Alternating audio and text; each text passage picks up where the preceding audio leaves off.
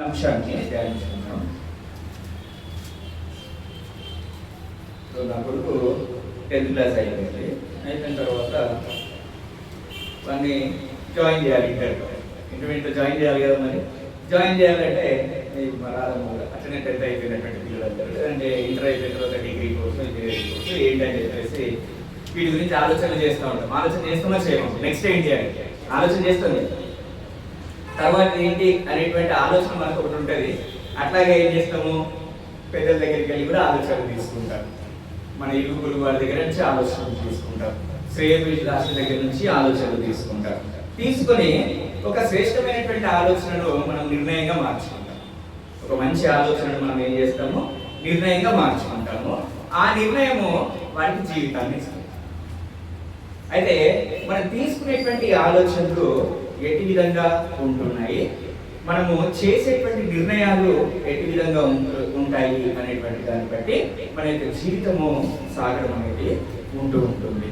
అంటే ఆలోచనలు లేదంటే సలహాలు, ఆలోచనలు లేదంటే సలహాలు. ఇప్పుడు నేను వెళ్ళేసి సురేష్ దగ్గరికి వెళ్ళి అన్న నా కొడుకు ఏది చేస్తే ఏది చేపిస్తే బాగుంటుంది అని చెప్పేసి అన్న ఒక ఆలోచన చెప్తాడు, లేదంటే అన్న ఒక సలహా ఇస్తాడు. అన్న ఎంపీసీ అయితే ఇదిగో ఇట్లా ఉంటుంది, బైపీసీ చేస్తే ఇదిగో ఇట్లా ఉంటాం అని ఒక ఆలోచన చెప్తాడు, లేదంటే ఒక సలహా ఇస్తాడు. దాన్ని బట్టి నేనేం చేస్తాను, నాకున్నటువంటి ఆలోచన బట్టి నాకున్నటువంటి జ్ఞానాన్ని బట్టి నేను ఒక నిర్ణయాన్ని తీసుకుంటాను.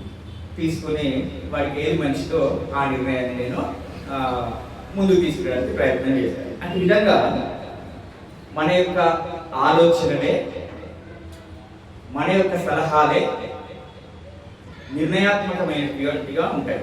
నిర్ణయాలు తీసుకోవడానికి కుదురుతుంది. వెంటనే నిర్ణయం తీసుకోము, చాలా సమాలోచనలు చేస్తారు. దాని దగ్గరికి వెళ్ళాలి అని చెప్పేసి అంటే మనం చాలా ఆలోచనలు చేస్తాం. వ్యక్తిగతంగా చేస్తాము, కుదిరిన వాళ్ళందరితో చేస్తాము, సంఘంతో చేస్తాము, సమాజంతో చేస్తాము. ఈ విధంగా ఆలోచనలన్నీ క్రోడీకరించుకుని దాని నుంచి ఒక ఫైనల్ నిర్ణయాన్ని తీసుకుంటాం. ఆ నిర్ణయమే మనకు జీవితానికి లేదంటే ముందున్నటువంటి కాలానికి ఉపయోగపడుతుంది. అవునంటారా కాదంట? డైరెక్ట్ డెసిషన్కి వెళ్ళిపోతామన్నా ఇప్పుడు ఎంబీబీఎస్ చదివించాలంట, ఎన్ని ఆలోచనలు చేస్తారు. ఒక డాక్టర్ని చదివించాలంటే మన ఇంట్లో వచ్చి ఎన్ని ఆలోచనలు చేస్తారు. అన్ని సంవత్సరాలు పాప చదువుతుందా చదవలేదా, ఫినాన్షియల్గా మనం ఎదుర్కోగలుగుతామా లేదా, ఏ కాలేజీలో వేయాలి, దూర ప్రాంతం పంపించగలుగుతామా లేదా, ఇన్ని సమాలోచనలు చేస్తే కానీ ఒక నిర్ణయం తీసుకోవాలి. ఆ విధంగా ఈ సలహాలు ఆలోచనలు చేసేటువంటి క్రమంలో మంచివి ఉంటాయి, చెడ్డవి ఉంటాయి. మంచివి ఉంటాయి, చెడ్డవి ఉంటాయి. ఆలోచనలు ఇచ్చేవారు కానీ ఆలోచనలు తీసుకునేటువంటి వారు కానీ దాన్ని గ్రహింపు కలిగి ఉండాల్సినటువంటి వారమే ఉంటూ కొన్ని విషయాలు చూడడానికి గ్రంథంలో నుంచి ఈ అంశం పైన ఆలోచనలు లేదంటే సలహాలు అనేటువంటి అంశం పైన కొన్ని విషయాలను ధ్యానించుకోవడానికి ప్రయత్నము చేద్దాం. మనందరికీ తెలుసు, ఏం తెలుసు, ఆది కాండంలో ఏం జరిగిందో తెలుసు. దేవుడేమో తినకూడదు అంటాడు. టక్కని సాతాను వచ్చి ఏం చేసిండు, ఉచితమైనటువంటి సలహా ఒకటి ఇచ్చేసిండు, ఉచితమైనటువంటి ఆలోచన ఒకటి మెదడులో వేసేసిండు. ఏమని వేసేసిండు, మీరు చావనే చావరు అనేటువంటి ఆలోచనను సాతానే వేసిండా లేదు? మంచిదా చెడ్డదా ఆలోచన? అరుణన్న మీరు చెప్పాలి, అది మంచి ఆలోచన చెడ్డ ఆలోచన? చెడ్డ ఆలోచన. చెడు ఆలోచనను లేదంటే చెడు తలంపును సాతాను మైండ్లో కూర్చోబెట్టి అప్పటి నుంచి స్టార్ట్ అయినటువంటి ప్రస్థానం. ఏ ప్రస్థానం? పాపం యొక్క ప్రస్థానం. అప్పటి నుంచి పాపం యొక్క ప్రస్థానం స్టార్ట్ అయ్యి ఇది ఇప్పటి వరకు కొనసాగుతూనే ఉంది. అంటే ఒక దుష్టుని యొక్క ఆలోచన, దుష్టుని యొక్క తలంపు, దుష్టుడి యొక్క సలహా మనం పాటించినట్లయితే మనం పతనం అయిపోతాము అనేటువంటి దాన్ని ఆ వృత్తాంతం నుంచి మనం నేర్చుకుంటాం. ఇంకా కొన్ని అట్లాగే కొన్ని వృత్తాంతాలు చూడడానికి ప్రయత్నం చేద్దాం. ఆదికాండం 41వ అధ్యాయం, ఆదికాండం 41వ అధ్యాయము, ఆదికాండము 41వ అధ్యాయము 16వ వచనం. యోసేపు నా వలన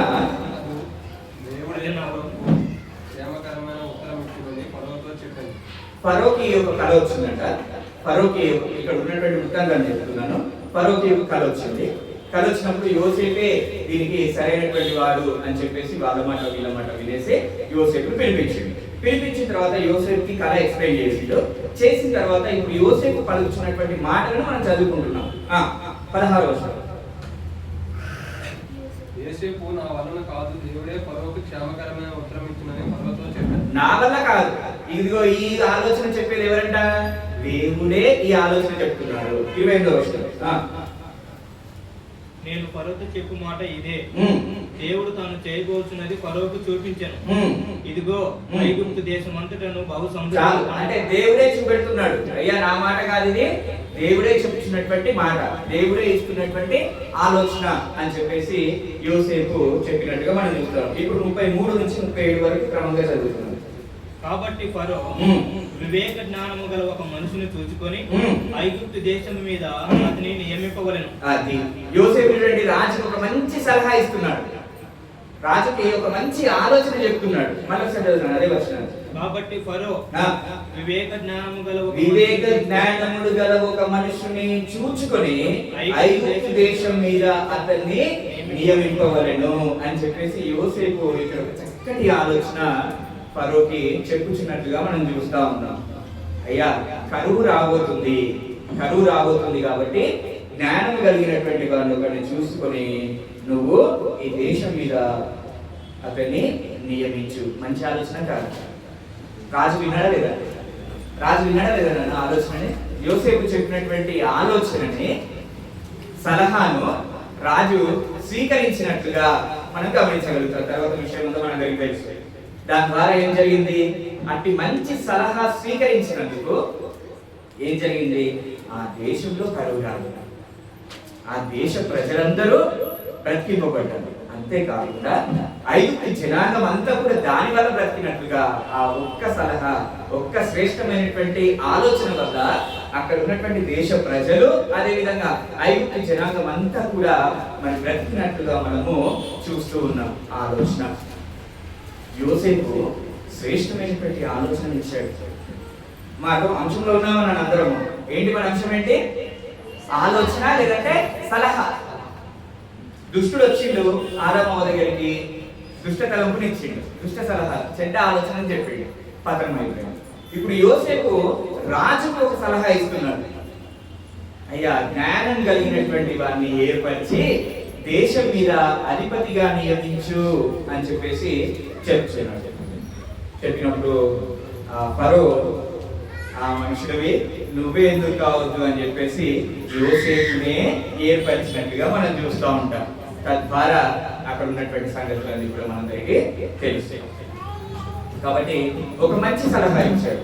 మనకు కూడా ఎప్పుడు కూడా ఒక మంచి సలహా ఇచ్చేటువంటి వారంగా ఉండాలి, ఒక మంచి ఆలోచన చెప్పేటువంటి వారంగా ఉండాలి. లేదా ఒక మంచి శ్రేష్టమైనటువంటి ఆలోచన మన దగ్గరికి వచ్చినప్పుడు దాన్ని స్వీకరించేటువంటి స్థితిలో మనం ఉండాలి.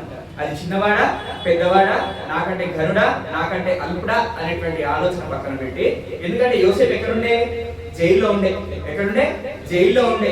ఒక ఖైదీ వచ్చి నాకు ఆలోచన చెప్పేంట్రా బాబు అని చెప్పేసి ఫరో అనుకోలే. అక్కడ మంచి శ్రేష్టమైనటువంటి ఆలోచన స్వీకరించాడు, దేశాన్ని కాపాడుకోగలిగాడు. ఆలోచన మంచి. ఇంకో వృత్తాంతాన్ని చూడడానికి దానియేలు గ్రంథంలోకి వెళ్దాం. దానియేలు గ్రంథం 4వ అధ్యాయంలోకి వెళ్దాం. 4వ అధ్యాయం 27-28 వచనాలు మాత్రమే చూద్దాం. రాజా నా యోచన నీ దృష్టికి అంగీకారమును గాక. ఒకవేళ నీవు నీ పాపములను మాని. ఇక్కడ చూడండి, నెబుకద్నెజర్ రాజు ఉన్నాడు. ఎంతమంది తెలుసు Nebuchadnezzar Raju? How many of you know? Very good, అందరికీ తెలిసింది. మంచిది. నెబుకద్నెజర్ రాజుకు కాలు వచ్చింది. ఇక్కడ నెబుకద్నెజర్ రాజుకు కాలు వచ్చింది. వృద్ధి కలిగినటువంటి లేదంటే సమృద్ధి కలిగినటువంటి లేదంటే పచ్చగా ఉన్నటువంటి చెట్టు ఒకటి ఆయన కనబడ్డది. అది మహావృక్షంగా అది విస్తరించడం జరిగింది. అటువంటి కళ ఆయనకు వచ్చినప్పుడు దాని భావం ఏంటో తెలుసుకోవడానికి దానియేలు పిలిచాడు. ఈ నెబుకద్నెజర్ దానియేలును పిలిచినట్టుగా మనం చూస్తా ఉన్నాం. పిలిచినప్పుడు అప్పుడు దానియేలు పలుకుతున్నటువంటి మాట, రాజా నా యోచన నీ దృష్టికి అంగీకారమగును గాక. నా యోచన అంటే నా ఆలోచన లేదంటే నా సలహా నీ దృష్టికి అంగీకారం అగును గాక. ఒకవేళ నీవు నీ పాపములు మాని నీతి న్యాయములను అనుసరించి నీవు బాధ పెట్టిన వారి యందు కరుణ చూపిన ఎడల నీకున్న క్షేమము నీకు ఇక మీదట ఉండునని నీకున్నటువంటి క్షేమము ఇక మీదట ఉండునని దానియేలు ప్రత్యుత్తరం ఇచ్చాను. చాలు చూడండి, కళ వచ్చింది నెబుకద్నెజర్కి కళ వచ్చినప్పుడు ఆయన దానియేలుని పిలిచిండు. ఏంటి నాన్న ఈ భావము అని చెప్పేసి అడిగినప్పుడు దానియేలు, నా యోచన అంటే నా ఆలోచన నీకు అంగీకారమైన ఎడలా అని చెప్పేసి అంటున్నాడు. అంటూ ఒక మంచి సలహా ఇచ్చాడు. అది మంచి సలహానా చెడ్డ సలహానా అంటే, నీ దుర్మార్గతను పక్కన పెట్టి నీతి వైపు నీ యొక్క హృదయాన్ని పెట్టి నీ జనుల ఎడలు నువ్వు కడికరాన్ని ఉంచితే నీకు ఇప్పుడున్నటువంటి స్థితి ఇంకా ఎప్పటికీ కొనసాగుతుంది అని చెప్పేసి ఆలోచన చెప్పినా లేదు. నా యోచన నీకు అంగీకారం అయితే అని చెప్పి స్టార్ట్ చేసి ఆయన ఏమేమి చేయాలో చెప్పిండు. రాజు విన్నాడంటారా వినలేదంటారా? అమ్మా ఇప్పుడు దానియేలు వచ్చేసి ఒక సలహా ఇచ్చేసి నా యోచన అని చెప్పేసి చెప్పినప్పుడు దానియేలు నెబుకద్నెజరు విన్నాడా వినలేదా? చూద్దాం ఒకసారి చదువుకుందాం. 28 నుంచి కొన్ని వచనాలు చదువుతాం. పైన చెప్పినదంతయు రాజుకు నెబుకద్నెజరునకు సంభవించెను. 12 నెలలు గడిచిన పిమ్మట అతడు తన రాజధానియగు బబులోనులోని నగరమందు సంచరించుచుండగా రాజు బబులోను ఈ మహాపట్టణ విశాలమును నా బలాధికారమును నా ప్రభావ ఘనతను కనపరచుటకై నా రాజధాని నగరముగా నేను కట్టించినది కాదా? నేను కట్టించి చూడండి, దానియేలు చక్కటి సలహా ఇస్తే నెబుకద్నెజరు దాన్ని ఏం చేస్తున్నాడు? ఆ బబులోను మహాపట్టణాన్ని చూసుకొని ఇది నేను కట్టించింది కాదా, నా బాహుబలము కాదా అని చెప్పేసి రిజెక్ట్ చేసేసి ఏం చేసిందన్న, దానియేలు ఇచ్చినటువంటి సలహాను ఆలోచనను నెబుకద్నెజరు ఏం చేసిండు? రిజెక్ట్ చేసేసి. మంచి ఆలోచన అంటారా కాదంటారా? దానియేలు ఇచ్చినటువంటి ఆలోచన మంచి ఆలోచన కాదన్నారు. దానియేలు నీవు నీతిమంతుడిగా ఉండాలి, నీ ప్రజలకు కావాల్సినవి నువ్వు సమకూర్చాలి అని చెప్పేసి ఒక ఆలోచన చెప్పాడు. అట్లా చేస్తే నీ రాజ్యం నీకు ఇప్పుడు ఉన్నట్లుగానే ఎప్పటికీ ఉంటుంది అని చెప్పేసి చెప్పడం జరిగింది. కానీ ఈయనేం చేసిండు తెలుసా? బబులోను అంతటి ఇట్లా కలియ చూసిండట. ఇట్లా కలియ చూసి ఇది నేను కట్టించింది కాదా, నా బాహుబలము కాదా అని చెప్పేసి మనసులో అనుకున్నాడు. అంతే. వెంటనే ఏం జరిగింది చదువున్నాడు. ఈ మాట ఉండగా ఆకాశముడి యొక్క రాజు మనసులో ఈ మాట ఎప్పుడట? తన మనసులో అనుకున్నాడు అంతే. ఈ బబులోను అంతా నేను కట్టించి అంటే దానియేలు చెప్పినటువంటి మాటను లక్ష్య పెట్టలేదు, ఇచ్చినటువంటి సలహాను తీసుకోకుండా ఆయన మనసులో ఇది అంతా నేను కట్టించింది నా బాహుబలం కాదా, ఈ వైభవం అంతా నాది కాదా అని చెప్పేసి మనస్సులో ఆలోచన వచ్చినప్పుడే ఏం జరిగిందో చూడండి. రాజు నెబుకద్నెజరు, ఇదే నీకు ప్రకటన, నీ రాజ్యం నీ యొద్ద నుండి తొలగిపోయేను. అయిపోయింది. ఒక మంచి సలహా వచ్చింది, స్వీకరించలేకపోయాడు రాజు. అయిపోయింది, నీ దగ్గర నుంచి నీ సింహాసనము పోతుంది అని చెప్పేసి. పోయిందా పోలేదు? సలహా వస్తుంది కదా. సలహా వచ్చినప్పుడు సలహాలు మనం ఇచ్చే స్థితిలో ఉన్నా, తీసుకునేటువంటి స్థితిలో ఉన్నా, అది మంచిదా చెడ్డదా అనేటువంటి వివేచన మనము కలిగి ఉండాలి. అది మంచిదా చెడ్డదా అనేటువంటి వివేచన మనం చేసుకోగలగాలి. అటువంటి జ్ఞానం కలిగి మనం ఉండాలి. ఆ తర్వాత ఏం జరిగిందో చూద్దాం. కింది చదువు. తమ యుద్ధ నుండి మనుషులు నిన్ను తరిమెదరు, నీవు అడవి జంతువుల మధ్య నివాసము చేయించు, పశువుల వలె గడ్డి మేచెదవు. సర్వోన్నతుడకు దేవుడు మానవుల రాజ్యం పైన అధికారి అయి ఉండెను. తానెవనికి తాని అనుగ్రహింపక నిశ్చయించుకున్నావు, వానికి అనుగ్రహించునని నీవు తెలుసుకున్న వరకు 7 కాలములు నీకు ఇలాగ జరగనని చెప్పాను. ఇక్కడ చూడండి, ఒక మంచి మాటను విననుకుంటున్నాను. నెబుకద్నెజరు అనే రాజ్యాన్ని పోగొట్టుకున్నట్టుగా మనము చూస్తూ ఉంటాం. ఆయన గడ్డి తిన్నట్లుగా మనము చూడగలుగుతాం. అయినా గడ్డి తిన్నట్టుగా మనము చూడగలుగుతాం. అంటే మొదటగా ఏం చేసింది నెబుకద్నెజర్ రాజు? మొదటగా ఏం చేసిందన్న ఒక మంచి ఆలోచన వచ్చింది. వచ్చినప్పుడు నెబుకద్నెజర్ ఏం చేసిండు? రిజెక్ట్ చేసిండు దాన్ని. ఆ తర్వాత రియలైజ్ అయిండు. ఆ తర్వాత ఏమైండు? రియలైజేషన్ వచ్చింది. అరే ఆలోచన నేను మిస్ అయ్యానే అని చెప్పేసి రియలైజేషన్ వచ్చి 34వ వచనం నుంచి కింద చదువుదాం. ఆ కాలం అంటే ఆయనకు వచ్చినటువంటి శ్రమల కాలం, దేవుడు ఆయన పెట్టినటువంటి ఆ యొక్క కాలం అయిపోయిన తర్వాత, ఆ కాలం గడిచిన తర్వాత మరలా మానవ బుద్ధి గలవాడనై తిప్పి అప్పుడు దేవుని భయపడతాడు. చూడండి, ఎప్పుడైతే మంచి ఆలోచన వినకుండా పతనం అయిపోయిన తర్వాత అప్పుడు కానీ తన మనసును తిరిగి మరలా రాజు వైపు, దేవుడి వైపు తిప్పుకున్నట్టుగా మనము గమనిస్తూ ఉన్నాం.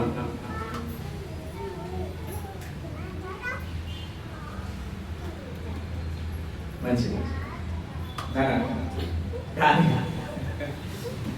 దానియేలు యోసేపు మంచి ఆలోచన ఇచ్చిందా చెడ్డ ఆలోచన ఇచ్చిందా అందరూ చెప్పాలి. యోసేపు మంచి ఆలోచన ఇచ్చింది. రాజు దాన్ని యాక్సెప్ట్ చేసిందా రిజెక్ట్ చేసిందా? యాక్సెప్ట్ చేసినందుకు ఆ జనాంగం అంతా, ఆ దేశం అంతా బాగుపడింది. ఇక్కడ దానియేలు రాజుకు ఒక సలహా ఇచ్చాడు. రాజు పాటించిందా? పాటించలేదు. మొదటిగా ఏం చేసిండు ఆయన? పాటించలేదు. పాటించినందుకు ఆయన గట్టి తినాల్సినటువంటి పరిస్థితి వచ్చింది. ఆ తర్వాత మానవ మనసు, అంతకుముందు ఏంటి? గర్వమైనటువంటి మనస్సు. అంతకుముందు ఏంటిది? గర్వం ఉన్నటువంటి మనస్సు. నా బాహుబలము కాదా, నా నా నా అని చెప్పేసి చదువుకున్నాం ఇందాక 7 సార్లు నా అని రాయబడింది. నా అని చెప్పేసి ఎప్పుడు అనుకుంటాము బిడ్డ?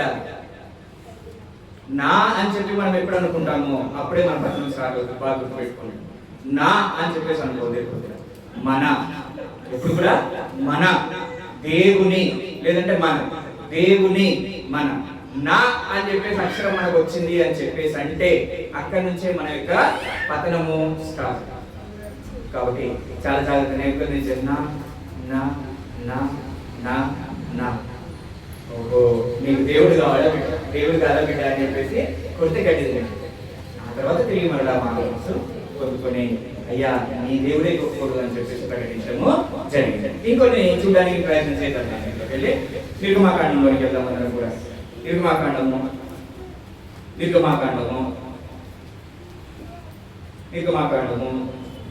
18వ అధ్యాయము. నిర్గమాకాండము 18వ అధ్యాయము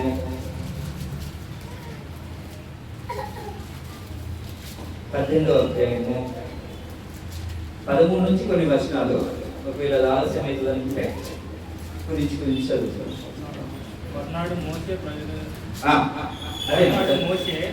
ప్రజలకు న్యాయం తీర్చుటకు కూర్చుండగా ఉదయం మొదలుకొని సాయంకాలం వరకు ప్రజలు మోసే యుద్ధ నిలిచి ఉండిరి. ఇక్కడ గమనించండి, వృత్తాంతాన్ని చెప్తాను ప్రయత్నం చేయడానికి. మోషే ఇశ్రాయేల్ ప్రజలను నాయకుడిగా ఉండి నడిపిస్తూ వారికి వచ్చినటువంటి వ్యాజ్యములను తీరుస్తా ఉన్నాడు. అంటే వారికి వచ్చినటువంటి సమస్యలన్నింటినీ పరిష్కరిస్తా ఉన్నాడు. వారు ఏ సమస్యకి వచ్చినా కానీ దానికి వ్యాజ్యం తీర్చి మోషే పంపిస్తా ఉన్నాడు. అట్లా ఉదయం మొదలుకొని సాయంత్రం వరకు ప్రజలు ఆయన దగ్గరికి వస్తూనే ఉన్నారు. ఆయన తీర్పు చెప్తూనే ఉన్నాడు. న్యాయాధిపతిగా వాళ్ళు వెళ్ళిపోతూనే ఉన్నారు. ఇలా ఎప్పటి నుంచి ఎప్పటికి జరుగుతుందంట? ఉదయం మొదలుకొని సాయంత్రం వరకు ఇదే పనిగా మోషేకి కూర్చొని ఉండడం, పీఠం మీద రావడం, సమస్యతోటి వాళ్ళకు ఉన్నటువంటి వ్యాఖ్యలు తీసుకుని ఆయన దగ్గర రావడము, ఈయన వాటిని పరిష్కారం చెప్పి పంపించడం. అట్లా ఉదయం నుంచి సాయంత్రం వరకు జరుగుతూనే ఉందంట. అప్పుడు మోషే వాళ్ళ మామ వచ్చాడు. ఎవరైనా పేరేంటి? మోషే వాళ్ళ మామ పేరేంటి? మనకి గిఫ్ట్ ఇప్పుడు చెప్పిన వాళ్ళకి. మోషే వాళ్ళ మామ పేరు జెంట్స్ కాదండి, లేడీస్. మోషే వాళ్ళ జెంట్స్ కాదు, లేడీస్. మోషే వాళ్ళ మామ పేరు ఏంటి?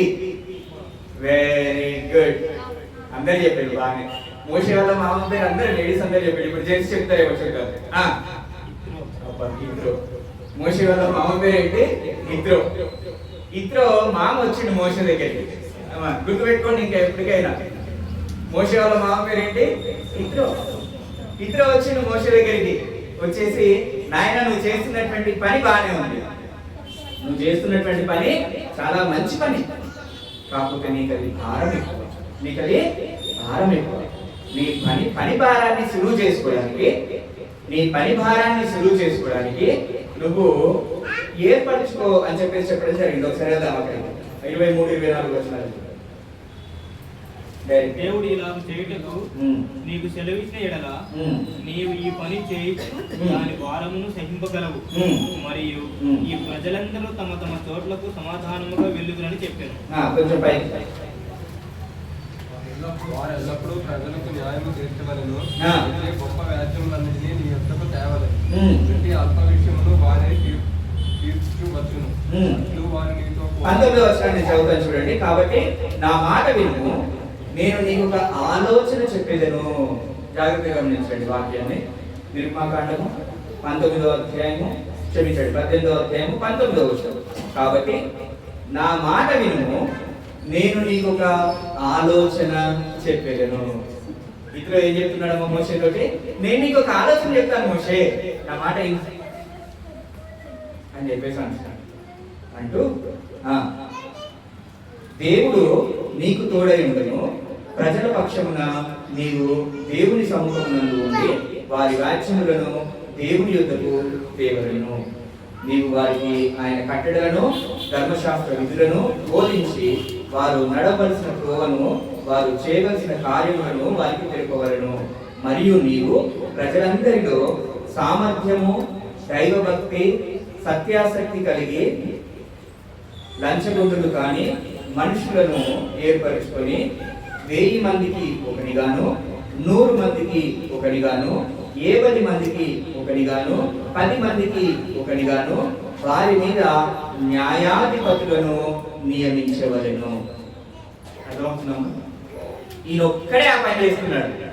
మోషే ఒక్కడే ఉదయం మొదలుకొని సాయంత్రం వరకు కూడా వ్యాజ్యాన్ని న్యాయం తీర్చేటువంటి పనిని చేయించుండగా వాళ్ళ మామ వచ్చేసి నేను నీకు ఒక ఆలోచన చెప్తాను, నా మాట వినాలి అని చెప్పేసి అని వాళ్ళకి ఫస్ట్ అన్ని నేర్పించిన తర్వాత న్యాయాధిపతులను ఏర్పడి 10 మందికి ఒకటికి, 100 మందికి ఒకటికి, 50 మందికి ఒకటికి, 1000 మందికి ఒకటికి, ఇట్లా న్యాయాధిపతిని ఏర్పరచు.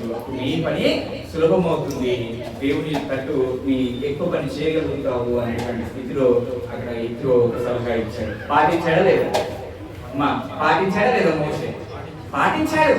పాటించినందుకే ఇశ్రాయేలు ప్రజల్లో ఇంకా సత్వరంగా ఆ యొక్క సమస్యలన్నీ పరిష్కారం అవడము, లేదంటే వాళ్ళు దీవించబడడం అనేది జరిగినట్లుగా మనము గమనించగలుగుతాం. ఇప్పటివరకు మనము అన్ని శ్రేష్టమైనటువంటి ఆలోచనలే చూసుకుంటూ వస్తూ ఉన్నాం. ఒక అపవాది ఇచ్చినటువంటి ఆలోచన తప్ప యోసేపు మంచి ఆలోచన ఇచ్చిండు, దానియేలు మంచి ఆలోచన ఇచ్చిండు, ఇత్రో కూడా మంచి ఆలోచన ఇచ్చినట్లుగా అవి పాటించినప్పుడు ఏమైంది, పాటించకపోతే ఏం జరిగింది అనేటువంటి సంగతులను మనము చూస్తూ వస్తున్నాం. ఏదైనా మన జీవితాల్లో ఆయా పరిస్థితులలో మనం ఒకరు సెల్ఫ్గా డెసిషన్ తీసుకోలేనటువంటి పరిస్థితులలో అది ఏదైనా కానీ, మేబీ ఎడ్యుకేషన్ పరంగా కానివ్వండి, మేబీ ఉద్యోగ పరంగా కానివ్వండి, మేబీ వివాహ పరంగా కానివ్వండి, లేదంటే ఫినాన్షియల్ కష్టాలు కానివ్వండి, ఇంకా ఏదైనా సమస్యలు కానివ్వండి, మనం కూడా అనేక దగ్గర సమస్యలు పట్టుకొని వెళ్తాం. ఏదన్నా మంచి సలహా వస్తుందేమో అని చెప్పేసి సలహాలు వస్తాయి. వాటిలో మంచి చెడ అనేటువంటి దాన్ని మనము జ్ఞానయుక్తంగా ఆలోచించుకోగలిగినటువంటి వారిని ఉండాలి. ఇంకొన్ని చూడడానికి ప్రయత్నం చేద్దాం. సంఖ్యాకాండ 13-14 అధ్యాయాలు ఓపెన్ చేసి పెట్టండి. సంఖ్యాకాండం 13-14 అధ్యాయాలు చూద్దాం.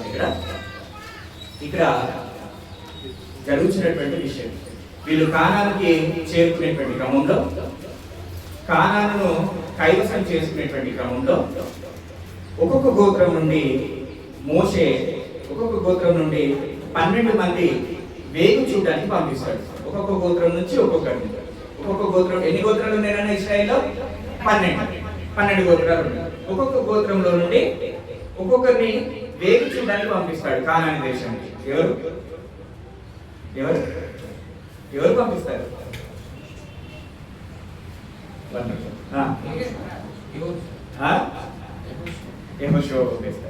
సరే మంచి.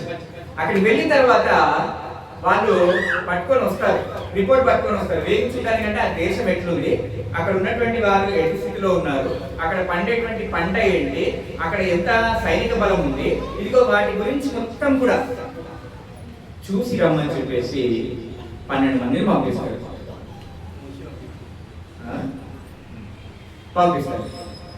చెప్పండి, రియలైజ్ అయినా మంచిది, దేవుడికి మరి. అయితే ఇద్దరు మాత్రము మంచి రిపోర్ట్ని పట్టుకొస్తారు, 10 మంది చెడ్డ రిపోర్ట్ని పట్టుకొని వస్తారు. అంటే ఇద్దరు మాత్రమే మంచి ఆలోచనతో వస్తారు, 10 మంది చెడు ఆలోచనతో వస్తారు.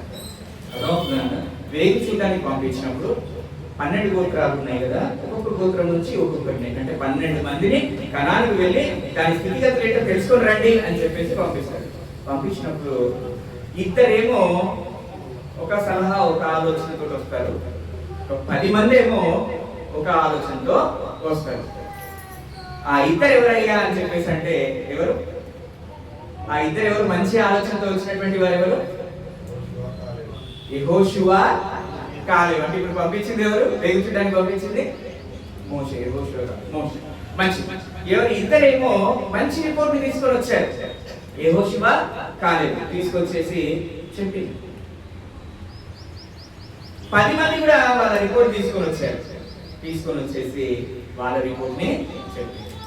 ఏది శ్రేష్టమైంది అనేటువంటి దాన్ని మనం ఆలోచన చేసినట్లయితే, దేవుడు కనాలను మీకు స్వాస్థ్యంగా ఇస్తాను అని చెప్పేసి ప్రమాణము లేదంటే వాగ్దానం చేసింది దేవుడు. దాంట్లో భాగంగా యెహోషువ, కాలేబు ఇద్దరు కూడా మీరు భయపడకండి, దేవుడు మనకు తోడుగా ఉన్నాడు, మనం వారిని కృతజ్ఞతగా చేయగలుగుతాము, దాన్ని మనం స్వతంత్రించుకోగలుగుతాము అని చెప్పేసి మంచి ఆలోచన చెప్పిండు. 10 మంది ఏమో వారి ముందట మనం అసలు నిలువలేము, మనం ఇంతంత కనబడతాం, వాళ్ళ ముందట లిల్లీ పుట్లాగా కనబడతాము. అయ్యో మమ్మల్ని ఇక్కడ చంపడానికి తీసుకొచ్చిల్లా, తిరిగి మేము ఎక్కడికి వెళ్తామన్నారు? ఐగుప్తుకి వెళ్తాము అని చెప్పేసి చెప్పడం జరిగింది. అక్కడ స్టార్ట్ అయిపోయింది. ఇప్పుడు వీళ్ళు తీసుకొచ్చినటువంటి మంచి ఆలోచన ఉంది, ఈ 10 మంది తీసుకొచ్చినటువంటి చెడు తలంపు లేదా భయంతో కలిగినటువంటి తలంపు ఉంది. వీళ్ళు తీసుకొచ్చినటువంటి భయం కలిగినటువంటి ఆలోచన ఉంది, వీళ్ళు తీసుకొచ్చినటువంటి ధైర్యం కలిగినటువంటి ఆలోచన కూడా ఉంది. కానీ ఇక్కడ మెజారిటీ వాయిస్ కి మాత్రమే ఓటేసేసింది. ఏమైంది? ఎక్కువ మంది ఏదైతే చెప్పిందో దాని వైపే మొగ్గు చూపిండు.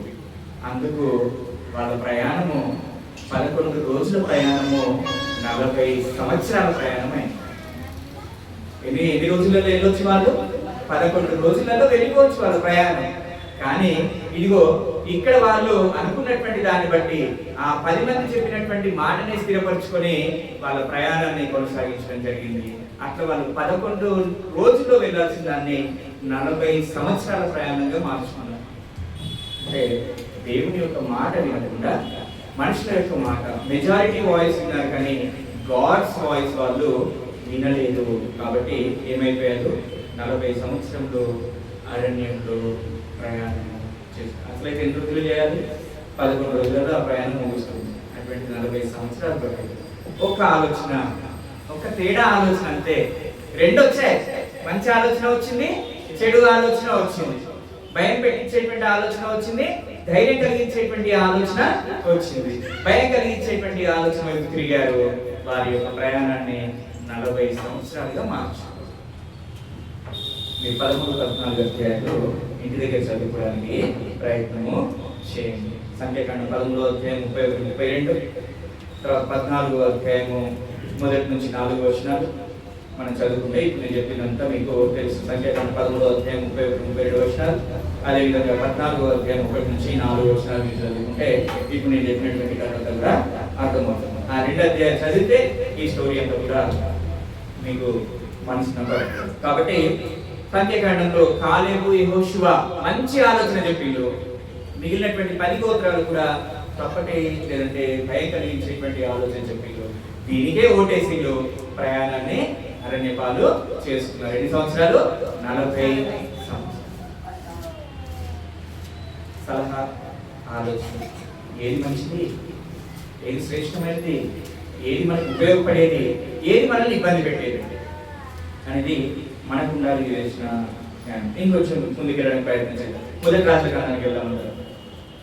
నాన్న ఎక్కువ టైం అవుతుందని చెప్పేసి అంటే ఆపండి. మొదటి రాజుల గ్రంథం 12వ అధ్యాయంలోనికి వెళ్దాం. మొదటి రాజుల గ్రంథం 12వ అధ్యాయం. మొదటి రాజుల గ్రంథం 12వ అధ్యాయం మొదటి నుంచి చదువుతారు. రెహబామునకు పట్టాభిషేకం చేయుటకు రెహబామునకు పట్టాభిషేకము చేసిన తరువాత ఇశ్రాయేలందరూ షేకెమునకు రాగా రెహబాము షేకెమునకు పోయెను. నెబాతు కుమారుడైన యారోబాము రాజైన సొలొమోను వద్ద నుండి పారిపోయి ఐగుప్తులో నివాసం చేయుచుండెను. యారోబాము ఇంకా ఐగుప్తులోనే ఉండి ఆ సమాచారము వినెను. జనులు అతని పిలువనంపగా యారోబామును ఇశ్రాయేలీయుల సమాజం అంతయును వచ్చి రెహబాముతో నీలాగు మనవి చేసేది. ఇక్కడ గమనించండి, ఇశ్రాయేల్ మొదటి రాజు ఎవరమ్మా? ఇశ్రాయేల్ మొదటి రాజు ఎవరు? ఇశ్రాయేలీల మొదటి రాజు ఎవరు? సౌలు. అంటే అఫ్ కోర్స్ దేవాదేవుడు నాన్న, దేవాదేవుడు అది పక్కన పెడదాము. తర్వాత మానవులుగా ఉన్నటువంటి రాజుల్లో మనం మాట్లాడుకున్నట్లయితే మొదటి రాజు ఎవరు? సౌలు. సౌలు తర్వాత దావీదు తర్వాత సొలొమోను తర్వాత ఇదిగో ఇప్పుడు మనం చదువుకుంటున్నటువంటి రెహబాము. ఈ రెహబాము సింహాసనం మీదకి వచ్చిండు. ఇప్పుడు వినండి, వృత్తాంతాన్ని చెప్తాను. రెహబాము సింహాసనం మీదకి వచ్చిండు అంటే రాజైన తర్వాత ఉన్నటువంటి ప్రజలందరూ కూడా ఆయనతో ఉన్నారు, వచ్చారు. అందరూ ఒక చోటికి వచ్చారు. రాజు అక్కడ ఉన్నటువంటి ఇశ్రాయేల్ ప్రజలందరూ కూడా రాజు దగ్గరికి వచ్చిన తర్వాత వాళ్ళు ఏం చేశారనే దాన్ని ముందుకు చదువుకుందాం. మనము జాగ్రత్తగా వినండి. నీ తండ్రి బరువైన కాడి మీద మా మీద ఉంచెను. నీ తండ్రి నియమించిన కఠినమైన దాస్యమును మా మీద అతడు ఉంచిన బరువైన కాడిని నీవు చులకన చేసిన ఎడల మేము నీకు సేవ చేయుదుము. అబ్బా చూడండి, ఇక్కడ ప్రజలు వచ్చారు నన్ను రాజు దగ్గరికి. బాగా ఆలోచించండి, అమ్మ జాగ్రత్తగా వినండి. రాజు తన యొక్క సింహాసనం మీద కూర్చొని ఉన్నాడు. ప్రజలందరూ వచ్చారు ఆయన దగ్గరికి. వచ్చి ఆయన దగ్గర ఒక విన్నపం చేసుకుంటాడు, ఒక పిటిషన్ పెడుతున్నాడు, ఒక రిక్వెస్ట్ చేస్తున్నాడు. అయ్యా, మీ తండ్రి అంటే ఎవరు? సొలొమోను ఆయన యొక్క కాడి చాలా బరువుగా ఉంది. ఆయన మోపినటువంటి కాడి చాలా బరువుగా ఉంది. దయచేసి దాన్ని కొంచెం చులకన చేయండి, అంటే తగ్గించండి, ఆ భారాన్ని తగ్గించండి అని చెప్పేసి అక్కడ ఉన్నటువంటి ప్రజలందరూ కూడా రిక్వెస్ట్ చేస్తున్నారు. మనకు కష్టం వచ్చింది, అడుగుతాం కదా ఏదో వెసులుబాటు ఇవ్వండి. నేను అప్పు కట్టేది ఉంది కట్టలేకపోతుంది. అయ్యా భారంగా ఉంది, నాకు ఇంట్రెస్ట్ నేను కట్టలేదు, 3% అంటే నా వల్ల కాదు, 1.5 1 చేయండి అని చెప్పేసి అడుగుతామే లేదు, కష్టంగా ఉందని చెప్పి. అట్లాగే ఈ ప్రజలందరూ కూడా వెళ్ళి, అయ్యా నీ డాడీ మా మీద మోపినటువంటి భారము చాలా ఎక్కువగా ఉంది, దాన్ని కొంచెం తగ్గించవా అని చెప్పేసి వాళ్ళు రిక్వెస్ట్ చేసినట్లుగా మనం చూస్తున్నాం. అప్పుడు ఏం జరిగిందో చూద్దాం. అందుకు రాజు మీరు వెళ్ళి 3 దినములైన తర్వాత నా ఇద్దరు తిరిగి రండని సెలవీయగా జనులు వెళ్ళిపోయారు. ఇక్కడ చూడండి నాన్న, అర్థమవుతుందా? మీరు ఉన్నారా అమ్మా? ఉన్నారా నాతో? అంశంలో ఉన్నారా అందరూ కూడా? ఇక్కడ రెహబాము దగ్గరికి ప్రజలు వచ్చి అయ్యా భారంగా ఉందని చెప్పేసి రిక్వెస్ట్ చేసుకున్నప్పుడు ఆయన ఏమన్నాడు? మీరు 3 రోజుల తర్వాత తిరిగి రండి అని చెప్పేసి. అంటే ఈ 3 రోజుల్లో ఆయన ఆలోచన చేయాలి. ఏం చేయాలి? ఆలోచన చేయడానికి ఆయన ఏం చేసింది? రాజు 3 రోజుల తర్వాత తిరిగి రండి అని చెప్పేసి అన్నాడు. వాళ్ళు కూడా విని వెళ్ళిపోయిన తర్వాత ఏం జరిగిందో చూద్దాం.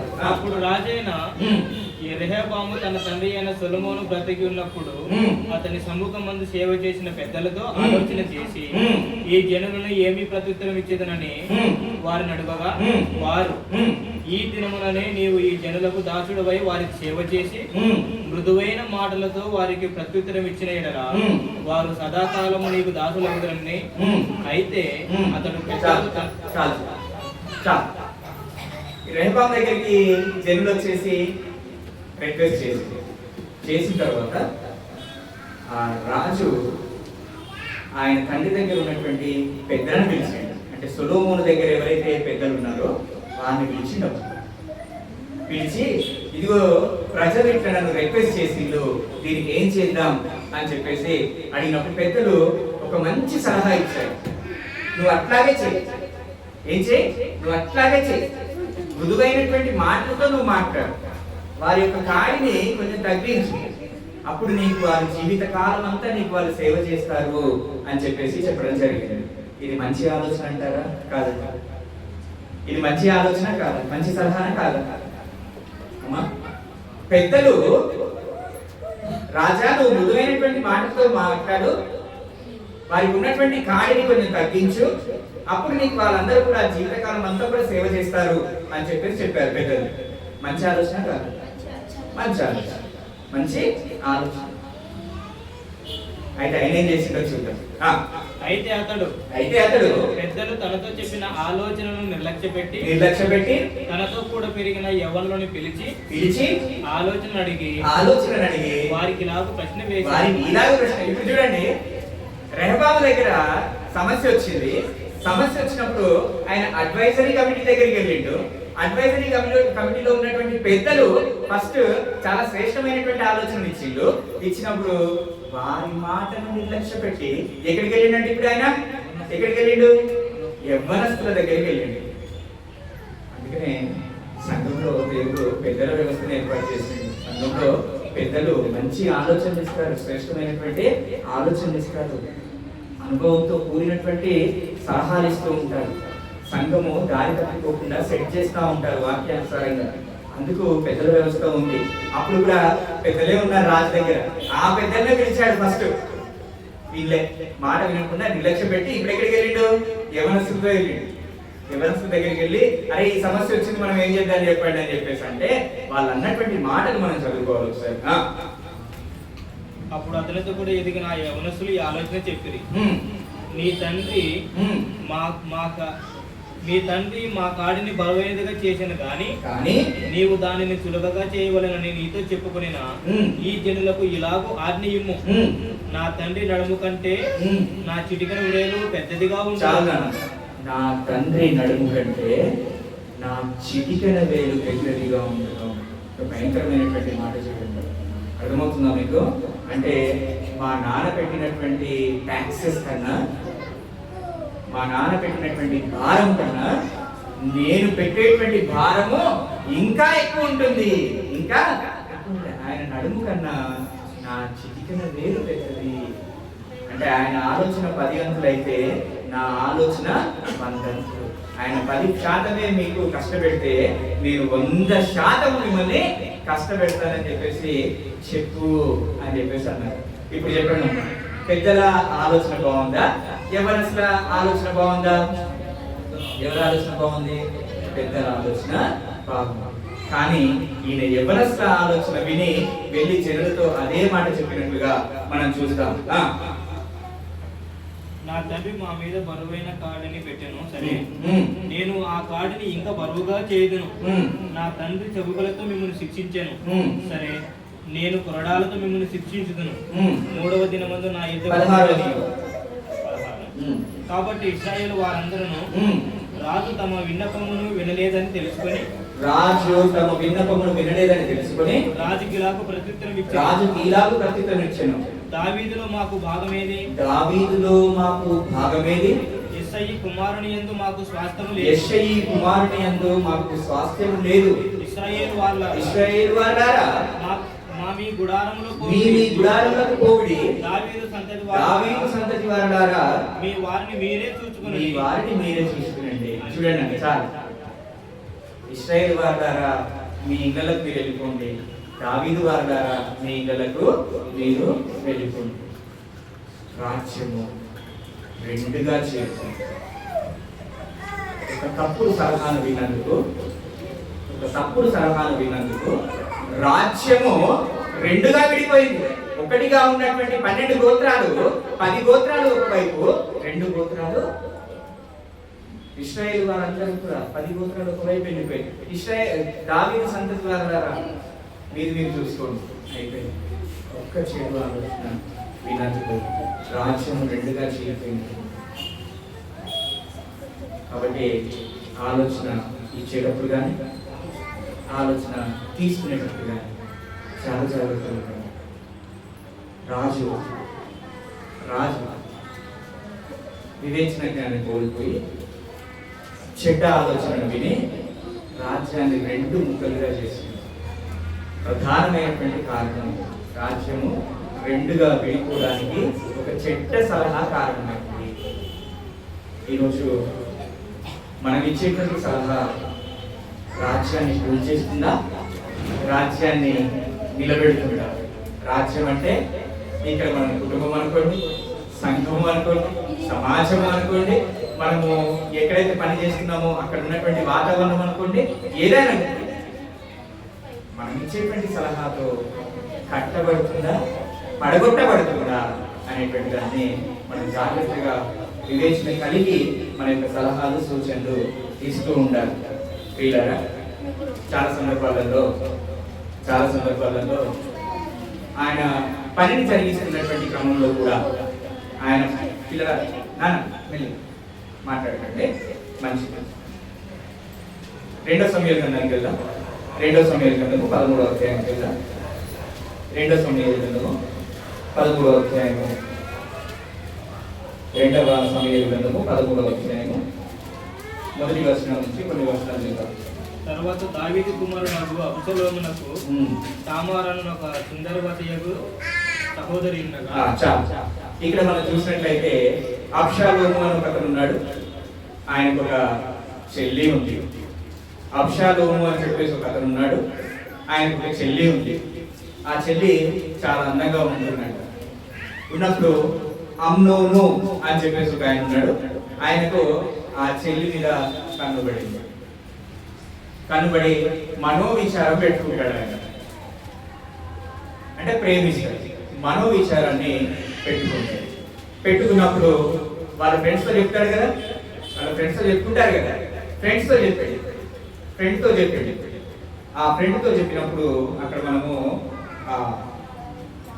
యెహూనాదాబు, ఆ ఫ్రెండ్ పేరు యెహూనాదాబుతో చెప్పినట్టుగా మనం చూస్తాం. చెప్పినప్పుడు ఆ ఫ్రెండ్ ఏం చేయాలి? రే తప్పురా, వరుసకాలం ఏమైతే చెల్లి అవుతుంది, వరుసకేమవుతుంది? చెల్లి అవుతుంది. అబ్షలోము వాళ్ళ చెల్లి ఈ అమ్నోను కూడా చెల్లి అవుతుంది వరుసకి. ఈయన వెళ్ళి వాళ్ళ ఫ్రెండ్కి చెప్పినప్పుడు ఫ్రెండ్ ఏం చేయాలి? అరే తప్పురా అని చెప్పేలా చెప్పొద్దాం. ఏం చెప్పాలి? ఆలోచన, సలహా ఏమి ఇవ్వాలి? తప్పు అనేటువంటి ఆలోచన ఇవ్వాలి కదా.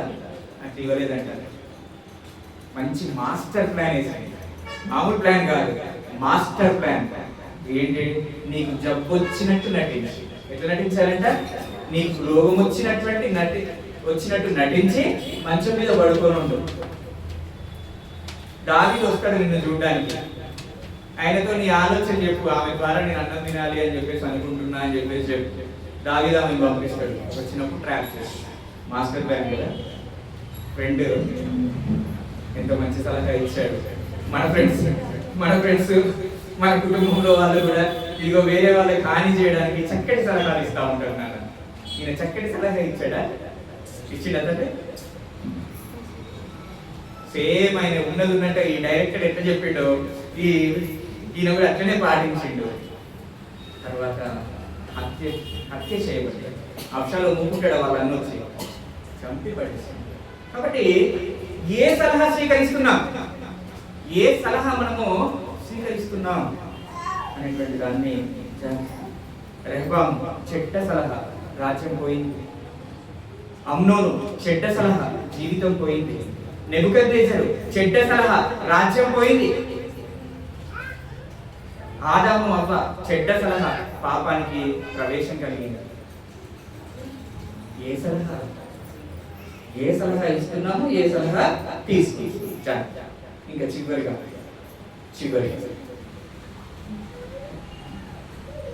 అపోస్తకాలు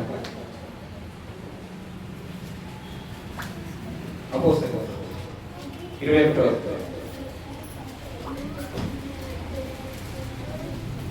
అపోస్తకాలు 21వ 11 నుంచి 14. అతడు మా ఎద్దుకు వచ్చి పౌలు నడుకట్టు తీసుకొని తన చేతులను కాళ్ళను పట్టుకొని యెరూషలేములోని యూదులు ఈ నడికట్టు గల మనుషుని ఇలాగ బంధించి అన్ని జనుల చేతికి అప్పగించులని పరిశుద్ధాత్మ చెప్పుచున్నాడు నేను. ఈ మాట విడినప్పుడు మేమును అక్కడి వారమును యెరూషలేమునకు వెళ్ళవద్దని